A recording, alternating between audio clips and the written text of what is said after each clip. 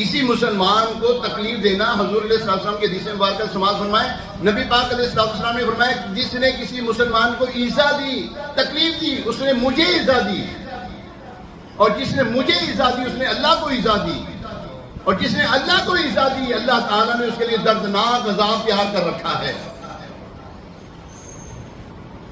مجھے امید ہے آپ لوگوں میں سے کوئی ایسا نہیں ہوگا، آپ جانور لے کر آئے ہوں گے تو آپ نے کسی حساب سے ان کو باندھا ہوگا، تنگ نہیں کیا ہوگا آپ نے، مجھے امید ہے، کیونکہ الحمدللہ میں ہر سال سے میں یہ درس دے رہا ہوں الحمدللہ۔ نہ کریں یار، آپ کی مہربانی نہ کریں، قربانی کر رہے ہیں اللہ کے لیے کر رہے ہیں اور اللہ کے بندوں کو تنگ کر رہے ہیں۔ قربانی کا فلسفہ کیا ہے؟ اللہ کو کہ گوشت جا رہا ہے تمہارا؟ اللہ کو گوشت نہیں جاتا، قرآن فرماتا ہے میری جتنی بھی عبادتیں ہیں وہ سب اللہ کے لیے ہیں، اور اللہ کے لیے ہوں تو کسی کو مسلمان کو کیسے تنگ کر سکتے ہیں آپ؟ کیسے